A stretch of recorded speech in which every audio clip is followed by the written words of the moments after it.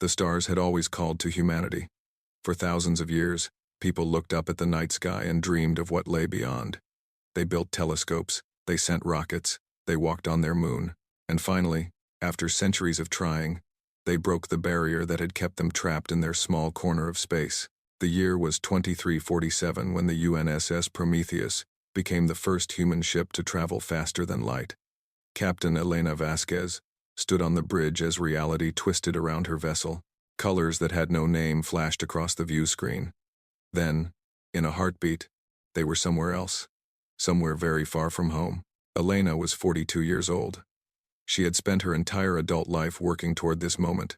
Her dark hair was tied back in a simple knot, and her brown eyes reflected the strange new stars that surrounded her ship.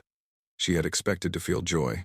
Instead, she felt a cold whisper of fear crawling up her spine. "Captain," said her navigator, his voice shaking, "we are receiving a signal. It is not human." The signal did not come through their radio or their computers. It came directly into their minds. Every person on the Prometheus heard the same words at the same moment, spoken in a voice that was older than mountains. "You have entered monitored space. You will come." The ship began to move on its own. Elena shouted orders, but nothing worked. The controls were dead. The engines fired without command. The Prometheus flew through space like a leaf caught in a river, pulled toward something massive and impossible. They arrived at a place that should not exist. It was a sphere made of frozen light, floating in the empty void between galaxies. It was larger than planets. It hummed with a power that made Elena's teeth ache and her heart race. The ship passed through the surface of the sphere like a ghost walking through a wall. Inside, there was only brightness. Elena had to close her eyes against the glare. When she opened them again, she was no longer on her ship. She stood alone in a chamber of crystal and starlight. 7 massive shapes floated before her. They were not solid. They were made of light and thought and something else that human words could not describe. They were the elders. Elena had read the old stories of gods and angels. She had never believed them. But standing before these beings, she understood why ancient humans had fallen to their knees. The elders were so vast, so old, so powerful that her mind struggled to accept what her eyes were seeing. "We are the conclave." The voices spoke directly into her thoughts. "We have watched this galaxy for 12,000 years. We have seen species rise and fall. We have maintained order. We have maintained peace." Elena tried to speak, but no sound came from her throat. "Your kind is new. Your kind is young. We have studied you. We have judged you." The largest of the elders moved closer. It was like standing before a sun. Elena felt small and cold and afraid. "You are dangerous. You are aggressive. You are unpredictable. Other species grow and learn and find their place in the order of things. But your kind burns too bright. You change too fast. You break what you touch. We mean no harm." Elena finally managed to whisper. "We only want to explore, to learn, to meet others." "We have heard such words before. They always say these things. Then they build weapons. Then they conquer. Then they destroy. We will not allow this." The visions began, without warning. Elena screamed as images flooded her mind. She saw cities burning. She saw worlds cracking apart like eggs. She saw billions of creatures running and screaming as fire fell from the sky. She saw species she had never met being erased from existence, their history and culture and dreams wiped away as if they had never been. She saw what the elders could do when they were angry. This is what happens to those who disobey. This is the consequence of defiance. The vision stopped. Elena fell to her knees, tears streaming down her face. Her body shook. Her mind felt torn and wounded. "Here is our judgment. Here is our warning. Your kind will expand no further. Your colonies will stop at their current borders. You will build no new weapons. You will develop no new technologies of war. You will remain where you are, and you will be watched." Elena looked up at the towering beings of light. "And if we refuse, then you will be erased. Not punished. Not conquered. Erased. Every human world will burn. Every human child will die. Every record of your existence will be destroyed. It will be as if your kind never existed at all." The cold certainty in those words was worse than the visions. The elders were not threatening. They were simply stating facts. They had done this before. They would do it again. Return to your people. Share our warning. You have been given this chance because you are young, because you do not yet understand. But we will not warn again. Elena found herself back on the Prometheus. Her crew gathered around her, their faces pale with fear. They had all seen the visions.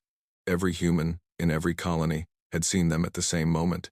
The elders wanted everyone to know. The ship limped home. Elena made her report to the United Human Authority. The leaders gathered in emergency sessions that lasted for weeks.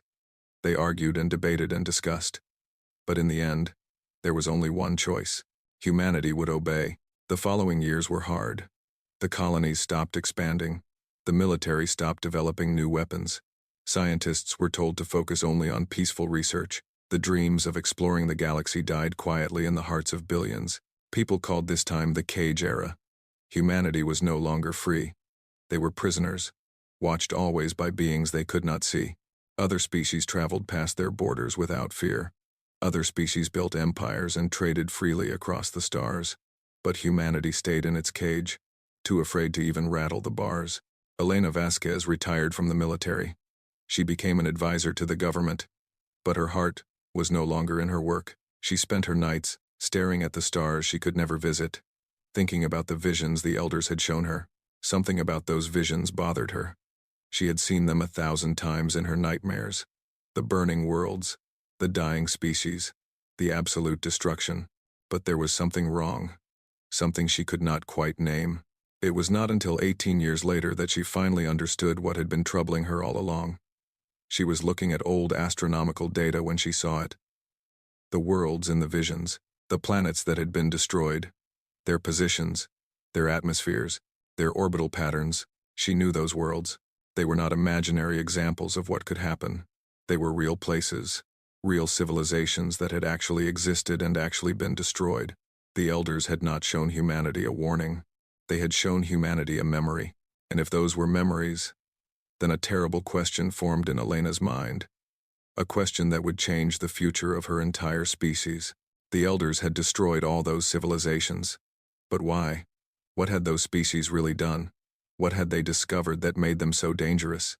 Elena Vasquez was old now. Her hair was gray. Her body was tired. But her mind was still sharp, and it was filled with a new fire. The elders had shown her their power. They had shown her their willingness to destroy. But they had also, without knowing it, shown her their fear. And Elena wanted to know what an ancient godlike species could possibly be afraid of. Dr. Marcus Chen had always loved digging in the dirt. As a child on Earth, he had searched for dinosaur bones in his backyard. As a young man, he had studied ancient human civilizations, but his true passion was something far greater. He wanted to find the bones of alien worlds. He was 53 years old when his dream finally came true. He stood on the surface of New Singapore, a colony world at the edge of human space. The planet had oceans of purple water and skies of pale green. It was beautiful, but Marcus was not interested in beauty. He was interested in what lay beneath the ancient seabed that his team had been excavating for 3 years. Dr. Chen called one of his assistants, a young woman named Priya. Her voice was excited and afraid at the same time. "You need to see this." Marcus climbed down into the excavation pit. The walls were made of compressed sediment that was millions of years old. At the bottom, Priya stood next to something that made Marcus forget to breathe. It was a structure, not natural rock, not human construction, something else entirely. It was made of a dark metal that seemed to drink in the light around it. Strange symbols covered its surface, and it was old, older than anything Marcus had ever seen. "This predates the elders," he whispered. "This predates everything." It took 2 months to carefully excavate the structure. Inside, they found a chamber filled with crystal objects, data storage devices, from a civilization that had died before the elders even existed. Marcus called them the precursors.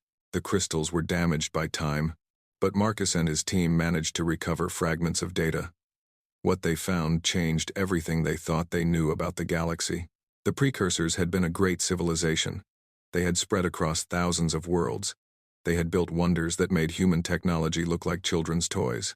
They had been peaceful and curious and kind, and they had been completely destroyed. The data crystals told the story in broken pieces. The elders had not always existed as beings of light and thought. Long ago, they had been physical creatures like any other species. But they had found a way to evolve beyond flesh and blood. They had become something greater.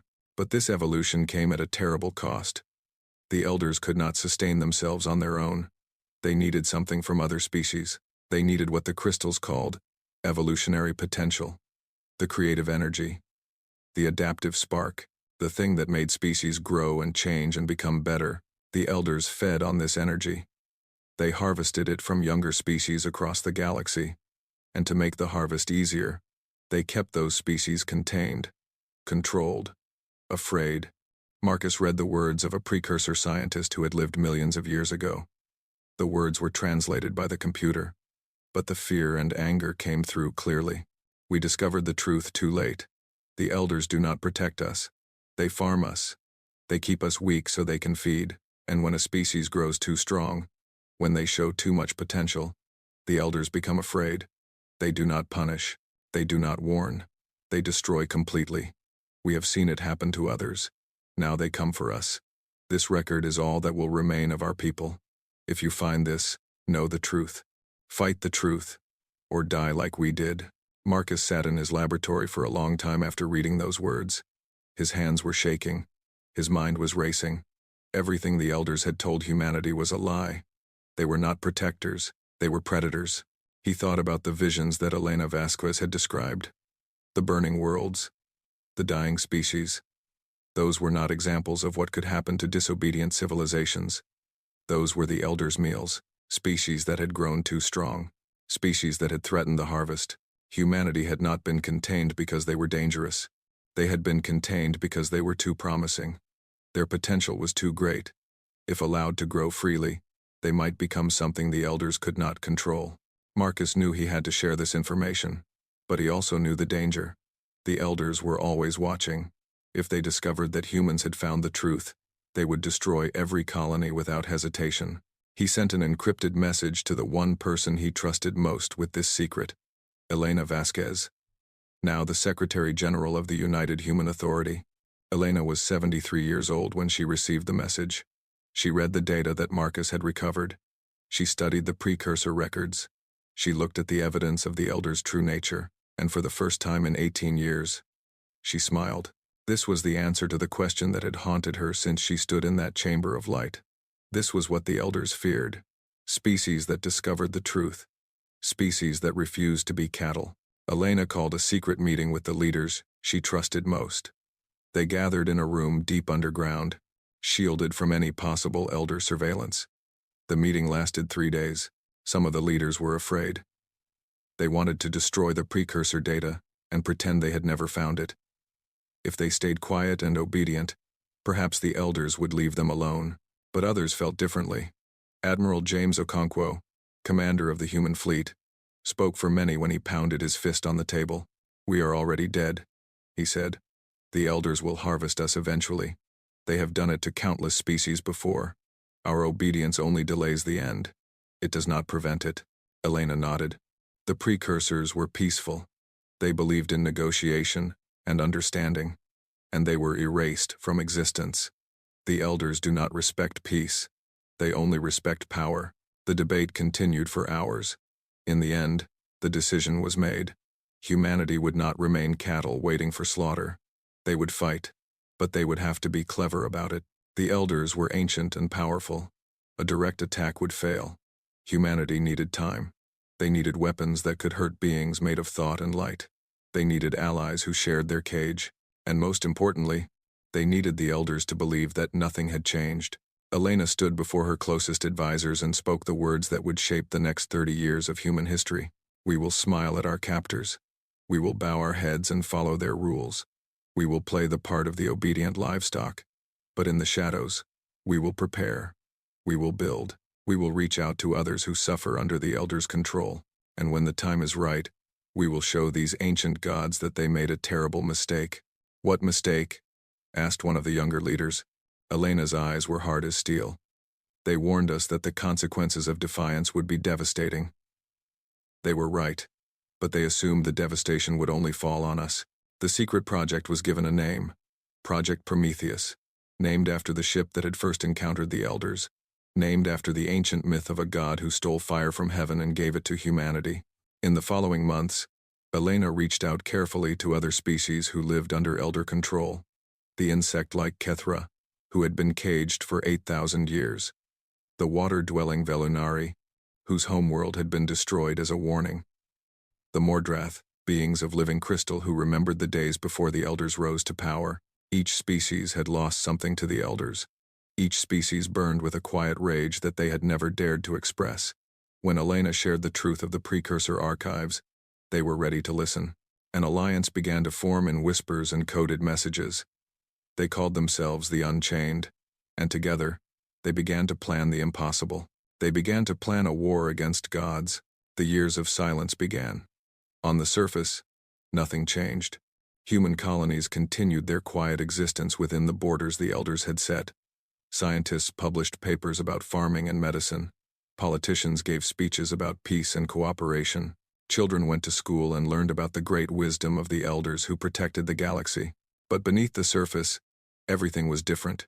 On 47 human worlds, secret facilities were built deep underground. Some were hidden beneath mountains. Others were buried under the floors of oceans. A few were constructed inside asteroids that drifted through the darkness of space. Every one of them was shielded against elder detection by technology recovered from the precursor archives. In these hidden places, humanity's brightest minds worked on weapons that had been forbidden for decades. But these were not ordinary weapons. Missiles and bombs could not hurt beings made of light and thought. The scientists needed something new. Dr. Sarah Kim was one of those scientists. She was 35 years old when Project Prometheus began, and she spent the next 20 years of her life in an underground laboratory on the colony world of New Helsinki. She rarely saw the sun. She rarely spoke to anyone outside her small team. Her entire existence was focused on one goal: finding a way to hurt the elders. The precursor archives contained hints about elder weaknesses. Their consciousness networks were not invincible. They could be disrupted by specific patterns of quantum energy. The precursors had been developing such weapons when the elders destroyed them. They had been too slow. Sarah and her team would not make the same mistake. The work was painfully difficult. Every theory had to be tested without the elders noticing. Every experiment could end in failure or worse. 3 of Sarah's colleagues died when an early prototype released a burst of energy that destroyed an entire laboratory wing. Sarah carried the guilt of their deaths. But she could not stop. Too much depended on her success. After 18 years of failures, they finally achieved a breakthrough. Sarah called it dissonance technology. It created waves of quantum energy tuned to the specific frequencies that held elder consciousness together. In simple terms, it was a sound that could shatter their thoughts. The first small-scale test was conducted in the deepest chamber of the New Helsinki facility. A fragment of elder consciousness had been secretly captured years earlier, during a routine inspection of human space. It had been kept in a containment field, studied and analyzed. When Sarah activated the dissonance weapon, the fragment screamed. The sound existed only in the minds of those present, but it was terrible beyond description. The fragment twisted and writhed, then it broke apart like smoke in a strong wind. Sarah stared at the empty containment field. Her hands were shaking. After 20 years, they had proven it could be done. The elders could be hurt. The elders could be killed. Word spread through the secret networks of the Unchained. The allied species had been developing their own weapons and strategies. The Kethra had built swarm ships that could overwhelm elder defenses through sheer numbers. The Velunari had created biological agents that could interfere with elder perception. The Mordrath, with their unique crystalline bodies, had learned to reflect and amplify the dissonance technology. But weapons alone were not enough. The Alliance also prepared in other ways. On every human colony, children were raised knowing the truth. They learned in secret schools hidden behind the walls of ordinary buildings. They studied the precursor archives. They learned about the elders' lies. They trained their bodies and minds for the war that was coming. These children grew into adults who understood their purpose. They became soldiers, scientists, engineers, and spies. They married and had children of their own, passing on the secret knowledge to the next generation. An entire civilization lived 2 lives. The public face of obedience. The private heart of rebellion. 30 years passed this way. Elena Vasquez was over 100 years old now. Medical technology had extended her life, but she knew she did not have much time left. She had dedicated her final decades to building the rebellion, and she wanted to live long enough to see it succeed. Admiral James Okonkwo, now in his 80s, commanded the secret fleet that had been constructed in hidden shipyards. Thousands of vessels waited in the darkness between stars, ready to strike when the moment came. Dr. Sarah Kim had trained hundreds of scientists to build and operate the dissonance weapons. Every human world had its own arsenal, hidden and waiting. The children who had first learned the truth in secret schools were now middle-aged leaders themselves. They had passed the knowledge to their children, who were now young adults ready to fight. Everything was prepared. The Unchained were ready. But they needed the elders to make the first move. They did not have to wait long. In the year 2395, the elders made an announcement that was transmitted directly into the minds of every being in their domain. The message was calm and cold. As always, the cycle continues. The harvest approaches. The species known as humanity has reached acceptable levels of evolutionary potential. The collection will begin in 1 solar year. Elena received the message in her private chambers. For a long moment, she sat in silence. Then she laughed. It was a strange sound, full of dark amusement. The elders had just told humanity exactly when they planned to attack. They were so confident in their power, so certain of their superiority, that they did not bother to hide their intentions. They expected humans to spend their final year in fear and despair, waiting helplessly for the end. Instead, humanity spent that year making final preparations. The secret fleet moved into position. The dissonance weapons were distributed to every colony. Messages flew between the Unchained, coordinating their attacks. Evacuation plans were put in place for civilians who could not fight. Elena called a meeting of the highest leaders of the rebellion. They gathered in the same underground room where the decision to fight had been made 30 years earlier. Most of the original members were dead now, but their successors sat in their places. "Tomorrow, the elders will come to harvest us," Elena said. Her voice was weak with age, but her eyes still burned with fire. "They expect to find cattle. They expect fear and submission. Instead, they will find something they have never faced in 12,000 years of existence." "What is that?" asked a young commander. Elena smiled. "They will find a species that was warned about the consequences of defiance, a species that looked at those consequences and said, 'We will take that risk.' A species that spent 30 years pretending to be afraid while building the tools to fight gods." She stood, supported by Admiral Okonkwo. The elders' final warning was clear. They told us what would happen if we disobeyed. They were right. The consequences will be devastating. Her smile grew wider. But not for us, for them. Tomorrow, we show the galaxy what happens when humanity decides to be dangerous. The room erupted in cheers. 30 years of silence and secrecy were about to end. 30 years of fear and pretending were about to burn away. The quiet rebellion was over. The war for freedom was about to begin. The harvest fleet appeared above Earth on a bright spring morning. 7 massive vessels hung in the sky like dark stars. Each ship was made of living crystal that pulsed with inner light. Each contained a fragment of elder consciousness, ancient beyond human understanding. People across the planet stopped what they were doing and looked up.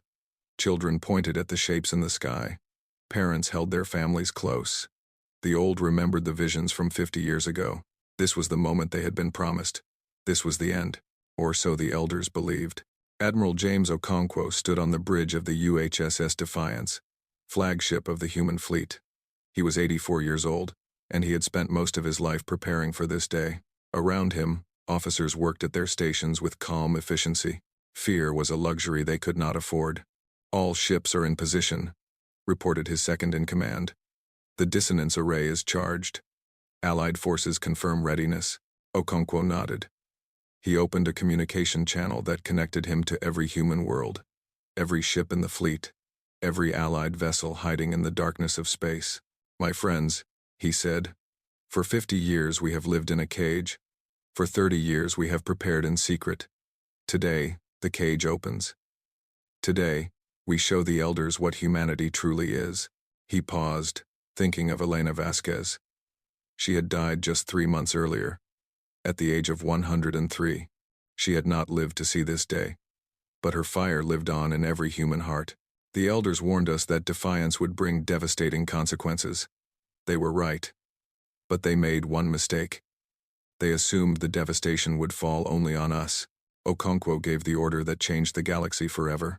All forces, attack. The dissonance weapons fired simultaneously from 47 worlds and 3,000 hidden ships. Invisible waves of quantum energy ripped through space, aimed directly at the Harvest fleet. The frequencies were precisely tuned to Elder consciousness. The effect was immediate and terrible. The sky above Earth filled with screaming. The sound existed only in the minds of those who heard it, but it was the worst thing any human had ever experienced. It was the scream of beings who had lived for 12,000 years without knowing pain. It was the shriek of gods who suddenly realized they could die. The crystal ships began to crack. Massive pieces broke away and fell toward Earth, burning as they entered the atmosphere. Each fragment contained a portion of Elder consciousness that died in agony as it fell. The night sky lit up with falling stars that were actually dying gods, but the Elders were ancient and powerful. The initial strike had hurt them badly, but it had not destroyed them. As the survivors regrouped, their response was apocalyptic. Energy beams lanced down from space, turning cities to glass. Gravitational weapons tore at the fabric of planets. On New Singapore, where Dr. Marcus Chen had found the precursor archives, the entire eastern continent was cracked in half. Millions died in seconds. The Kithra homeworld was pushed toward its sun by invisible forces. The insect-like beings scrambled to evacuate, but there was not enough time. 3 billion Kethra burned with their world. Human colonies fell one after another. New Helsinki, where Dr. Sarah Kim had developed the dissonance technology, was bombarded until nothing remained but dust. The Velinari fleet was caught in a trap and destroyed to the last ship. The losses were beyond anything humanity had experienced. In the first week of the war, 14 human colonies were wiped out. 3 allied species lost their homeworlds. The death toll reached billions and kept climbing. But humanity did not break. On the colony world of Nova, Brazil, a 16-year-old girl named Maria Santos watched as Elder energy beams burned the capital city. Her parents died in the first strike. Her brother was killed trying to evacuate civilians. She was alone, covered in ash and blood, with nothing left to lose. She found a dissonance rifle in the wreckage of a military transport. She had never fired one before, but she had been trained. Every child of her generation had been trained. She aimed at the crystal fragments that were descending toward the surface, carrying Elder consciousness to finish what the orbital bombardment had started. She fired. One fragment shattered in the air. She fired again, and again. Other survivors joined her, armed with whatever weapons they could find. The people of Nova Brazil fought back against beings that had ruled the galaxy for 12 millennia. This scene repeated across human space. On world after world, people who had every reason to surrender chose to fight instead. Soldiers charged into battles they could not win. Scientists worked until their last breath to create new weapons. Parents died protecting children who would grow up to continue the fight. The war raged for 7 years. 7 years of blood and fire. 7 years of desperate battles and terrible losses. 7 years of humans doing what humans had always done in the face of extinction. They adapted. They endured. They refused to die quietly. The Elders had never faced anything like this. Other species had fought back before, but they had always broken eventually. They had always reached a point where the losses became too great, where hope faded, where surrender seemed better than extinction. Humanity never reached that point. Every death became a reason to fight harder. Every destroyed colony became a memorial that demanded vengeance. Every child who died in the bombardments became a ghost that haunted the living, pushing them forward, and slowly, the tide began to turn. The allied species, inspired by human stubbornness, fought with renewed determination. The Mordrath sacrificed themselves in waves, their crystalline bodies amplifying dissonance weapons to devastating effect. The surviving Kethra developed new swarm tactics that overwhelmed Elder defenses. The Velinari created biological agents that specifically targeted the energy patterns of Elder consciousness. The Elders' network, which had connected them across the galaxy for 12,000 years, began to fracture. Each victory further isolated individual Elder consciousnesses. Each dissonance strike damaged connections that could not be repaired. In the 6th year of the war, humanity achieved something that had seemed impossible at the start. They destroyed an Elder completely. Not just a fragment, an entire ancient consciousness, one of the 7 who had sat in judgment at the Tribunal of Stars, was shattered by concentrated dissonance fire. The galaxy felt it die. For one terrible moment, every conscious being experienced a flash of fear and pain as something that had existed for millions of years ceased to exist. After that, the elders began to retreat. They abandoned their remaining harvest fleets. They withdrew from system after system, their network collapsing faster than they could repair it. What had once been a unified consciousness spanning galaxies became isolated fragments, each fighting for its own survival. The war was not over, but for the first time since the beginning of recorded history, the elders were losing. Admiral Okonkwo did not live to see the final victory. He died in the 4th year of the war, leading a desperate attack that destroyed an elder staging ground. His last words, transmitted to the fleet as his ship burned around him, became legendary. "Tell them we were here. Tell them we fought. Tell them that when the gods came to harvest humanity, humanity harvested them instead." The war would continue for 3 more years. More would die. More worlds would burn. But the outcome was no longer in doubt. The cattle had risen up. The farmers were falling. And the galaxy would never be the same. The guns fell silent on a cold winter morning in the year 2402. 7 years after the first dissonance weapons fired above Earth, the last organized elder resistance collapsed in a distant corner of the galaxy. The war was over, but victory did not feel like the stories had promised. There were no parades or celebrations. There was only exhaustion and grief and the enormous weight of what had been lost.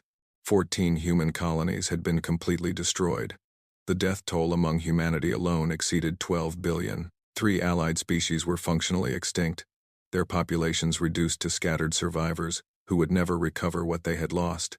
Entire regions of space were scarred by weapons that had torn at the fabric of reality itself. The Elders' network, which had spanned the galaxy for 12,000 years, had been shattered into thousands of isolated fragments. Most were too weak to threaten anyone ever again.